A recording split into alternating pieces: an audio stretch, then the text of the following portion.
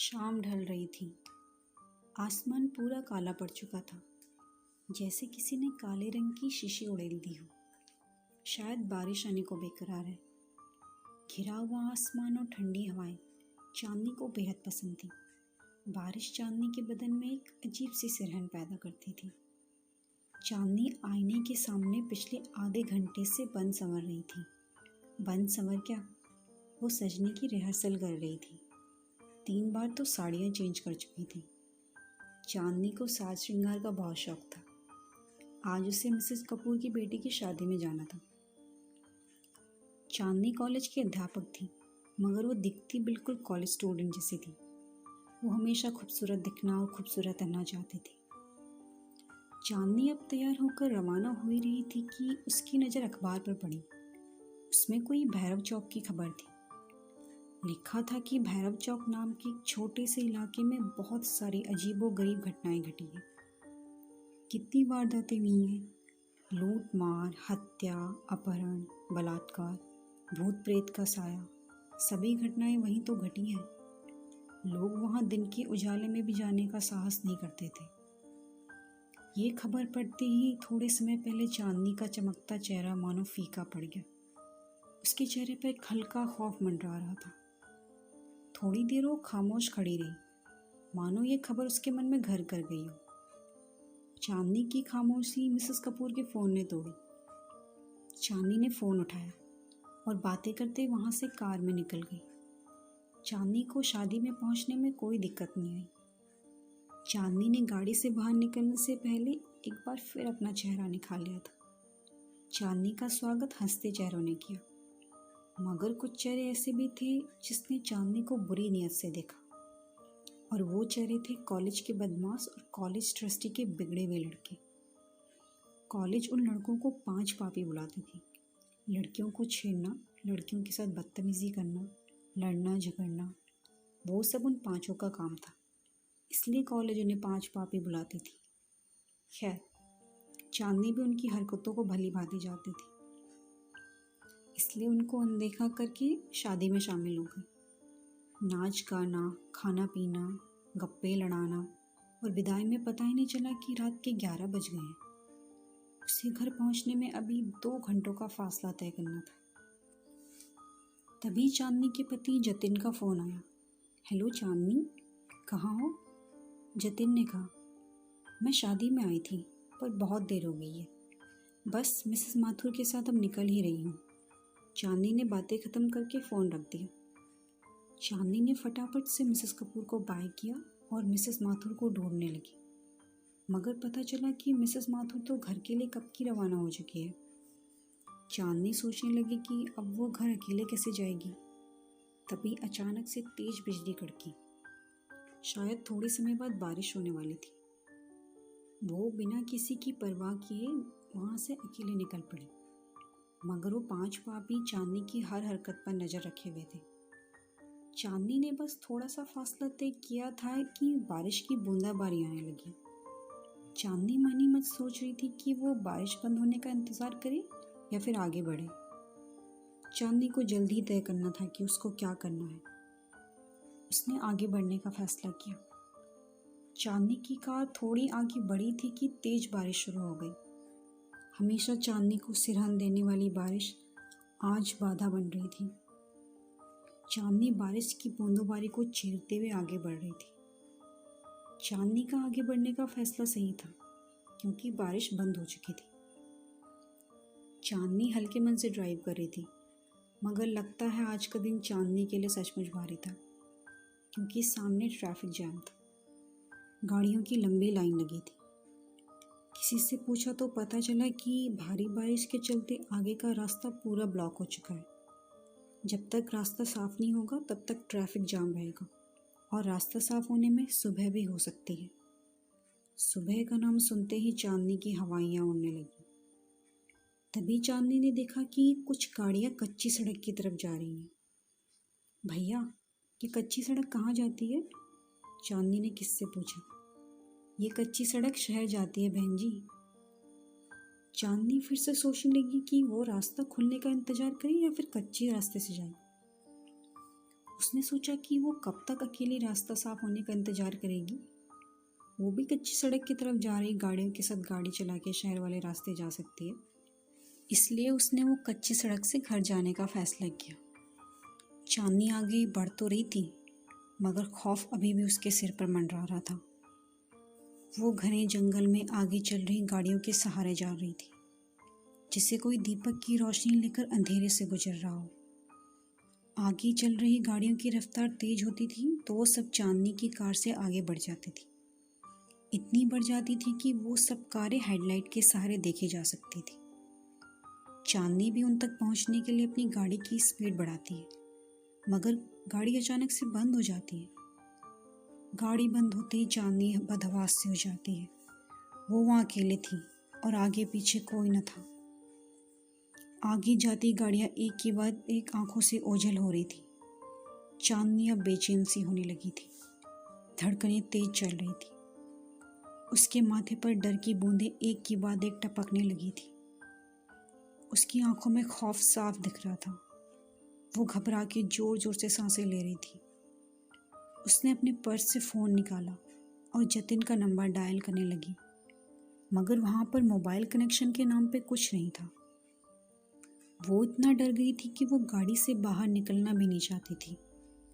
उसे कुछ सूझ नहीं रहा था। वो बस गाड़ी स्टार्ट करने में लगी थी। वो बार बार चाबी को दाएं बाएं घुमा रही थी, मगर नतीजा वही, गाड़ी स्टार्ट ही नहीं हो रही थी। अचानक से चांदनी की नज़र उसके पर्स पे पड़ी।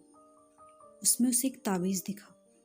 वो ताबीज़ जो चांदनी को उसकी माँ ने अपनी आखिरी सांस लेते वक्त दिया था और कहा था कि ये ताबीज़ तुम्हारे बुरे वक्त में तुम्हारी हिफाजत करेगा। चांदनी ने तुरंत ताबीज़ लिया और आंखें बंद करके फिर से गाड़ी स्टार्ट करने की कोशिश करने लगी। माँ का दिया हुआ ताबीज़ काम कर गया। गाड़ी एक झटके से स्टार्ट हो गई। चांदनी की तो जैसे जान में जान आई हो और उसने एक लंबी राहत की सांस ली। चांदनी ताबीज़ की शक्ति से अचंभित हो गई थी। वो बिना समय व्यर्थ किए वहाँ से चल दी। चांदनी ने एक आधा किलोमीटर का रास्ता काटा था कि उसे सामने एक बोर्ड दिखा। बोर्ड पे लिखा था भैरव चौक। भैरव चौक का नाम पढ़ते ही उसके रोंगटे खड़े हो गए और आंखें खुली की खुली रह गई। उसकी सांसें फिर से तेज रफ्तार से बढ़ने लगी। वही भैरव चौक जिसके बारे में चांदनी ने पढ़ा था कि वहाँ पर खून, बलात्कार, भूत प्रेत जैसी वारदातें हुई हैं। उसने फिर से ताबीज़ को हाथ में थामा और एक पल के लिए आंख बंद कर दी, जिससे वो भगवान से दुआ मांग रही हो कि अब की बार गाड़ी बंद ना हो। मगर ये क्या, चांदनी की कार भैरव चौक के नाम के बोर्ड के ठीक सामने आकर रुक गई। चांदनी ने बाहर का नज़ारा देखा तो वो बेहद अंधेरा और डरावना था। जुगनू की टमटमाती रोशनी के सिवाय कुछ नहीं दिखाई दे रहा था। चांदनी ने फिर से ताबीज़ उठाया और आंखें बंद करके भगवान का नाम लेते हुए गाड़ी स्टार्ट करने में जुट गई। गाड़ी की चाबी को दाएं बाएं घुमाकर उसकी उंगलियां थक गई थी, मगर अब की बार गाड़ी शुरू होने का नाम ही नहीं ले रही थी। एक दो बार फ़ोन भी लगाया, मगर वहाँ भी उसे नाकामयाबी मिली। वो इतना डर गई थी कि गाड़ी से बाहर निकलने में भी उसके पैर कांप रहे थे। तभी उसे सामने कुछ दिखा। सामने से सफ़ेद रंग की कुछ धुंधली धुंधली आकृति आ रही थी। चांदनी उसे देखकर दहल गई और उसके बदन में कंपकपी होने लगी। वो आकृति जैसे जैसे आगे आ रही थी वैसे वैसे एक आकृति से 3 आकृतियां हो गई थी। काले घने अंधेरे में सफ़ेद रंग साफ साफ दिख रहा था। चांदनी उसे देख के बस सोच रही थी कि ये क्या आ रहा है। सफ़ेद चादर ओढ़े कोई आदमी या फिर कोई भूत प्रेत। चांदनी के पसीने छूटने लगे थे। चांदनी ने जल्दी से गाड़ी के शीशे बंद की और ये तसल्ली कर ली और वहाँ बैठे बैठे ताबीज़ को थामे आंखें बंद करके भगवान का नाम जपने लगी। अब वो आकृतियाँ चांदनी की गाड़ी के आगे पीछे मंडराने लगी थी। सहमी हुई चांदनी जोर जोर सांसें लेकर हल्की सी कनखियों से देख रही थी। तभी किसी ने गाड़ी के शीशे पर जोरदार वार किया। चांदनी ने उस तरफ देखा तो मालूम पड़ा कि वो गाड़ी के शीशे को तोड़ने की कोशिश कर रहे थे। चांदनी घबरा के जोर जोर से चिल्लाने लगी, बचाओ बचाओ। चांदनी चिल्लाती रही, और वे शीशे पर वार करते रहे और एक शीशा तोड़ दिया। शीशा टूटते ही चांदनी को कहीं से मदद मिल जाए इसलिए वो जोर से चिल्लाने लगी, बचाओ, कोई मुझे बचाओ। किसी ने गाड़ी का दरवाज़ा खोल दिया और चांदनी का हाथ पकड़ के गाड़ी से एक झटके में बाहर फेंक दिया। चांदनी गाड़ी से बाहर गिरकर एक पत्थर से आ टकराई। चांदनी मानो अधमरी सी हो गई थी। तो उसने देखा कि वहाँ 3 सफ़ेद चादर ओढ़े 3 शख्स खड़े थे। वो तीनों के चेहरे काले, दहशत भरे और भयानक थे और वो सब हाथ में चाकू लिए खड़े थे। चांदनी समझ गई कि ये सब लुटेरे हैं और बिना कुछ बोले चांदनी ने सोने चांदी के जेवर उतार दिए और कहा, ये सब ले लो मगर मुझे जाने दो। चांदनी ने बिलखते हुए उन लुटेरों से कहा। एक लुटेरे ने तुरंत चांदनी के हाथ से सब जेवर छीन लिए। चांदनी अभी भी बिलख बिलख कर बस रोए जा रही थी। ये सब तो हम लेंगे ही, मगर इतनी लूट काफ़ी नहीं हमारे लिए, एक लुटेरे ने चांदनी के ऊपर हवस भरी नज़र डालते हुए कहा। चांदनी लुटेरों का इरादा समझ गई थी और एक सांस लेकर वहाँ से भागी। वो तीनों भी चांदनी के पीछे भागे, मगर सहमी हुई चांदनी आखिर कितनी दूर तक भाग पाती। उन तीनों भेड़ियों ने आखिरकार उसको पकड़ लिया। बचाओ, बचाओ, चांदनी पूरी ताकत से चिल्लाई। यहाँ तुम्हें बचाने वाला कोई नहीं आएगा, चिल्लाओ जितना चिल्लाना हो उतना, एक लुटेरे ने हंसते हुए कहा। तभी एक लुटेरे के सर पर पीछे से वार हुआ और वो वहीं ढेर हो गया। चांदनी को एक आशा की किरण दिखाई दी। वो दोनों लुटेरे भी पीछे मुड़े, ये देखने के लिए कि वार किसने किया। चांदनी भी उस तरफ देखने लगी जहाँ से वार हुआ था। वहाँ वो कॉलेज के 5 स्टूडेंट थे जिनको कॉलेज 5 पापी कहती थी। वो 5 स्टूडेंट बच्चे 2 लुटेरों पर झपके और उन्हें मार के बेहोश कर दिया। चांदनी वहाँ सहमी खड़ी हुई आंखों में आंसू बरसाते बस देखी जा रही थी और सोच रही थी कि जिन 5 पापियों को बुरा और गलत समझ रही थी, आज वही लोग चांदनी को बुरे हादसे से बचा रहे थे। मैडम, हम बुरे हैं मगर इज्जत सबकी करते हैं, आप बेफिक्र होकर जाइए, ये बंटी आपको सुरक्षित घर तक छोड़ देगा और हम इन लुटेरों को पुलिस के हवाले कर देंगे। इन लोगों ने भूत प्रेत के नाम पर बहुत लूट मचा रखी थी, अब पुलिस इन्हें मजा चखाएगी। एक स्टूडेंट ने कहा, मुझे माफ़ कर देना, मैं तुम लोगों को गलत समझ रही थी, मगर तुम। इससे आगे चांदनी के मुंह से एक शब्द भी नहीं निकला। चांदनी के आंसू ही थे जो सारी बातें बयां कर रहे थे।